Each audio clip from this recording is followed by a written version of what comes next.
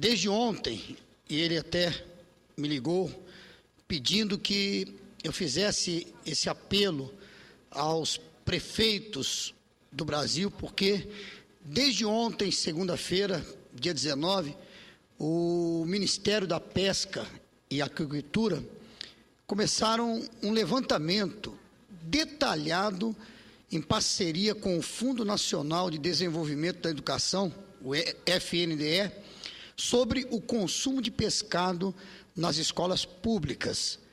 O ministro Marcelo Crivella informou que o objetivo é reduzir os preços desses produtos, igualando-os aos do frango, para que a população possa consumir mais o pescado, o peixe, uma vez que, conforme pesquisas, conforme levantamento de dados, o consumo brasileiro de peixe é baixo. O brasileiro, na sua média, consome cerca de 3 quilos a menos do que é recomendado pela Organização Mundial de Saúde. E com a pesquisa, segundo o nosso ministro, ele diz que quer levantar dados não somente de custos, não somente de consumo, mas também de custos. E não só os custos do pescado, mas também se os consumidores eles têm geladeira para guardar, se é mais fácil para eles comprar o produto industrializado ou in natura.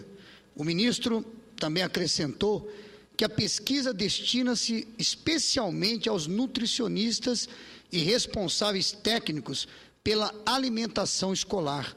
Os profissionais devem acessar o site do FNDE e do Ministério da Pesca e responder ao questionário que estará disponível até o dia 30 de abril. De acordo com o ministro, as respostas vão permitir identificar as causas do baixo consumo de peixe na merenda escolar. Queremos saber se essas causas estão relacionadas ao preço, ao transporte, ao armazenamento ou se é na forma do seu preparo. Para Arilda Avelar, professora de uma escola pública do Distrito Federal, a adoção de pescados na alimentação é muito importante. Segundo ela, a medida fará com que a alimentação seja mais saudável nas escolas. Na escola onde eu trabalho, afirma ela, uma vez por semana as crianças comem peixe. E ela também já se deparou com crianças que chegavam às escolas com muita fome por não terem um alimento de alto valor nutritivo em casa. Maria de Jesus, diretora de uma escola da rede pública no Riacho Fundo, também no Distrito Federal, afirma que a adesão ao consumo do peixe no seu colégio é grande. Aqui nós temos muitas crianças carentes que muitas vezes não têm a oportunidade de comer peixe em casa. Então, elas aproveitam bastante. Segundo Maria de Jesus, há uma nutricionista que periodicamente visita a escola para verificar se o cardápio enviado pela Secretaria de Ensino do Distrito Federal é cumprido. Somos muito rigorosos com a alimentação das crianças, ressaltou ela.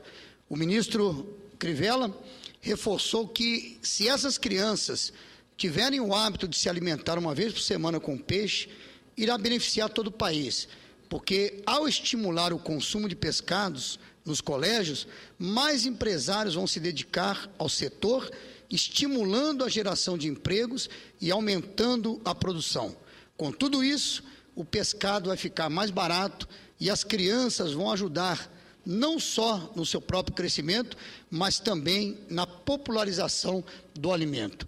Então, eu quero aqui, mais uma vez, a pedido do nosso ministro, eu quero conclamar a todos os prefeitos de todos os municípios, porque essa pesquisa vai ser realizada em todos os municípios brasileiros, e eu quero então aqui conclamar os prefeitos, os responsáveis, em o mais rápido possível fornecer esses dados, essas informações para o Ministério, para que assim então realmente os objetivos sejam alcançados.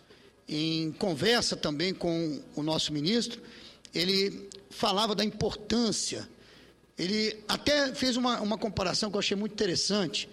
Estou aqui recebendo a visita do nosso amigo, deputado federal Vitor Paulo, e ele nos falava, o deputado Vitor, que o setor da pesca, agora que ele está conhecendo alguns números, ele disse, olha, o Ministério ele pode ter uma estrutura hoje pequena, como muitos dizem, né? Muitos chamam o Ministério da Pesca de um ministério pequeno, mas o nosso ministro disse, a estrutura do Ministério pode ser pequena, mas o setor que ele representa, nas palavras do ministro, é um colosso.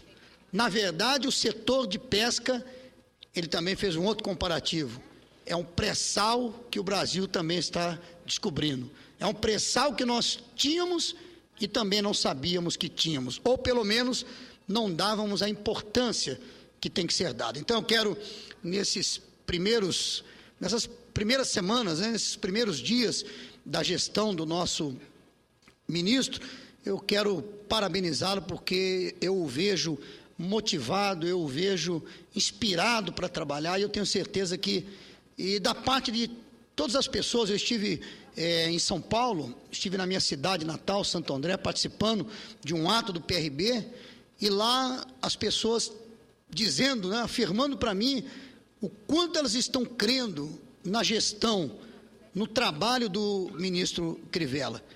E eu até, a imprensa ontem, um jornalista, até de maneira um pouco irônica, ele disse para mim que considerava que as declarações iniciais do ministro Crivella, ele até disse, olha, eu acho que ele cometeu um erro ao afirmar que não sabia nem colocar minhoca no anzol.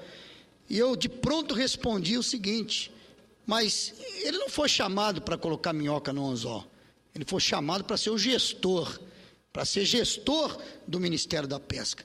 E com certeza, como ele mesmo afirmou, só vou repetir, colocar minhoca no anzol, certamente ele aprende rápido, qualquer um aprende rápido. Mas eu quero parabenizar então aqui a questão da gestão do nosso querido ministro Marcelo Crivella. E reforço, por favor, então, prefeitos e os responsáveis por preencher esse questionário do Ministério da Pesca, o mais rápido possível, providenciem isso, para que o ministro possa também, de maneira mais rápida possível, colocar em ação, efetivar as ações que ele está desejando para o Ministério da Pesca. Eu quero também aqui, hoje, no plenário aqui do Senado, nós aprovamos a criação do Cadastro Nacional de Municípios com Áreas de Risco. Foi aprovada aqui a MP, e eu quero, no momento que foi conduzida a discussão, eu não tive a oportunidade de falar, mas eu quero aqui, senhor presidente, conforme dispõe esse projeto de lei de conversão que foi aprovado hoje, eu considero relevante a criação do Cadastro Nacional de Municípios com Área de Risco. A obrigatoriedade para que os municípios realizarem mapas de risco e planos de contingência.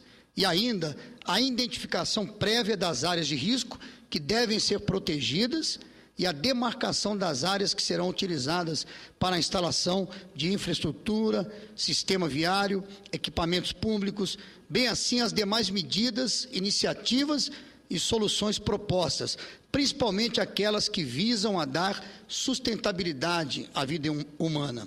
É importante destacar que estamos resguardando na lei a questão das habitações populares para as famílias pobres, que não podem comprar a casa própria com financiamento bancário, mas que merecem, por dever moral e humano de toda a sociedade brasileira, serem acolhidas em moradias dignas e seguras. Para finalizar, alguns pontos do projeto de lei de conversão foram ajustados pelo relator da matéria, o senador Cacildo Maldaner, e acredito assim, podemos oferecer à sociedade brasileira não apenas uma lei nova, mas um conjunto de novos instrumentos para a prevenção e enfrentamento aos desastres naturais nas cidades brasileiras. Por essa razão, eu votei pela aprovação do PLV 4 de 2012 e na certeza de que, com este gesto, muitas vidas e sofrimentos serão poupados de hoje em diante.